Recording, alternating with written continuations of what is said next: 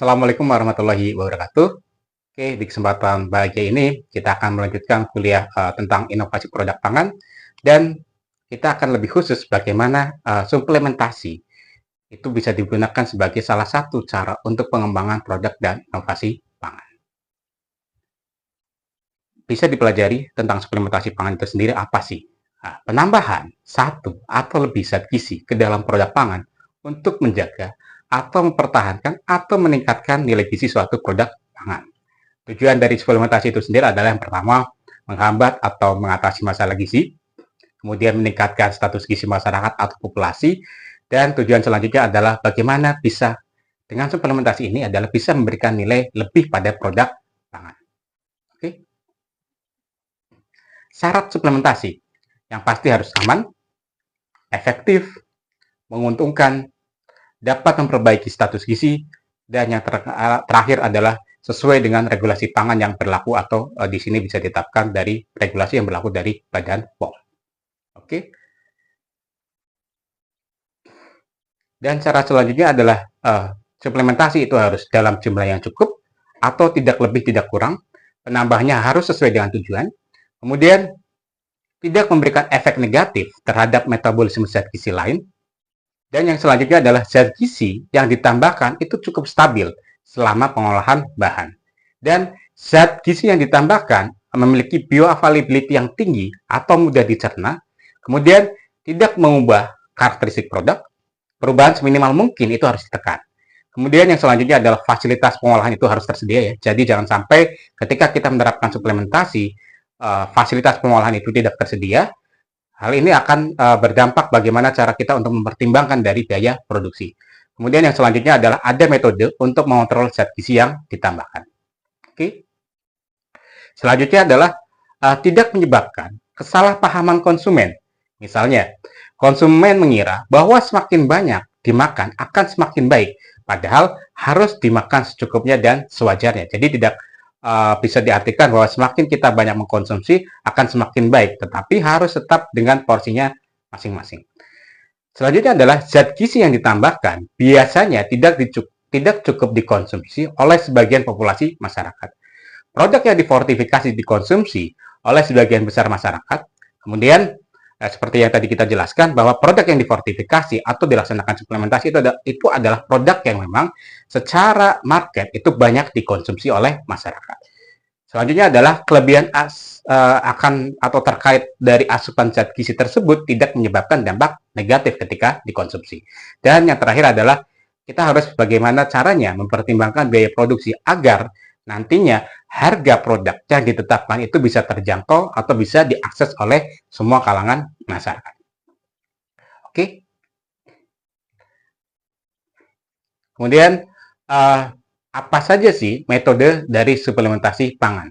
Beberapa jenis metode yang familiar yang pernah kita kerjakan itu contohnya adalah pertama adalah metode fortifikasi, yang kedua adalah enrichment atau pengkayaan, yang ketiga adalah substitusi, yang keempat restorasi, dan yang kelima standarisasi, dan yang keenam adalah adisi.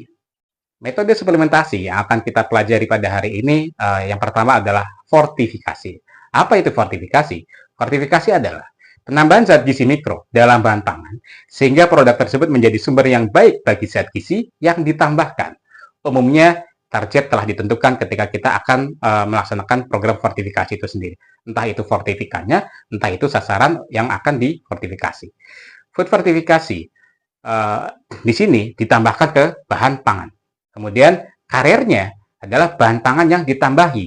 Kemudian atau karier di sini adalah kaya akan zat gizi tertentu yang ditambahkan. Contoh, menurunkan resiko defisiensi, yaitu dengan cara penambahan iodin pada garam atau di sini untuk sebagai pencegah penyakit gondok. Jadi fortifikannya adalah iodin, kariernya adalah garam, seperti itu. Jadi fortifikannya adalah bahan pangan yang ditambahkan, kalau kariernya berarti bahan pangan yang menjadi pembawa. Contohnya lagi, untuk mencegah disfungsi, ada penambahan asam folat pada susu ibu hamil. Fortifikannya adalah susu, kemudian fortifikannya adalah asam folat, kemudian kariernya adalah berupa susu. Oke. Kemudian yang kedua, metode suplementasi yang kedua adalah pengkayaan atau enrichment. Hal ini bisa diartikan sebagai penambahan zat gizi tertentu ke dalam produk pangan untuk memenuhi standar identitas produk sesuai peraturan perundang-undangan.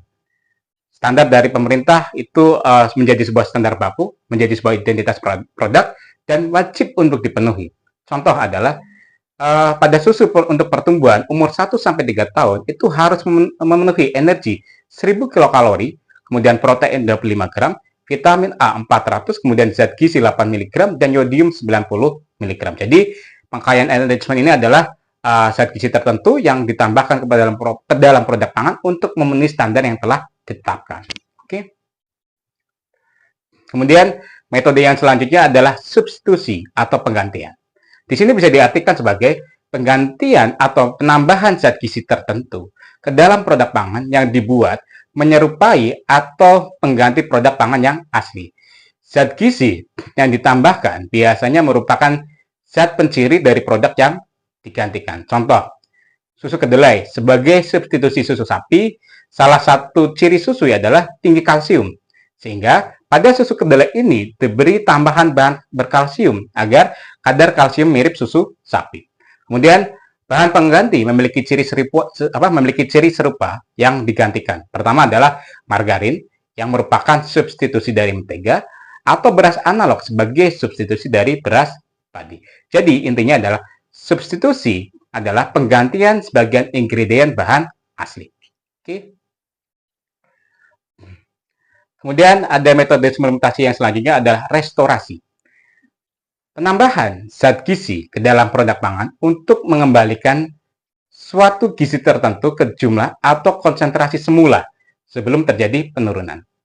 Mengganti zat gizi yang hilang selama pengolahan, kemudian menambah zat gizi hingga jumlahnya sama dengan bahan segar pada saat awalnya.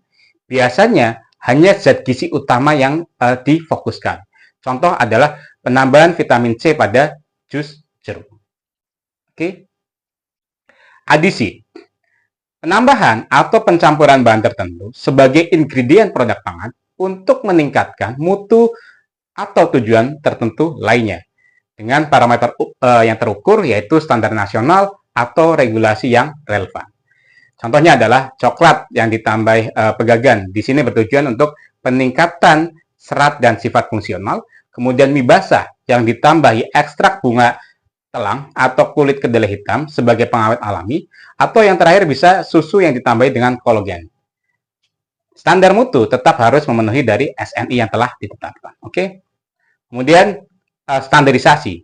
Penambahan zat gizi tertentu ke dalam produk pangan untuk menyeragamkan atau menstandarkan komposisi gizi bahan baku. Umumnya untuk memenuhi standar atau label yang ditentukan. Kandungan gizi bahan baku bisa berbeda akibat beberapa hal. Contohnya adalah varietasnya atau musim panennya. Sehingga dengan perbedaan ini nantinya menghasilkan kualitas produk yang berbeda-beda dan tidak standar. Standarisasi ini perlu dilakukan untuk memenuhi klaim yang tertera pada kemasan produk. Dilakukan penambahan zat gizi hingga standar yang ditentukan. Baik, demikian yang bisa saya sampaikan. Terima kasih, saya tutup. Wassalamualaikum warahmatullahi wabarakatuh.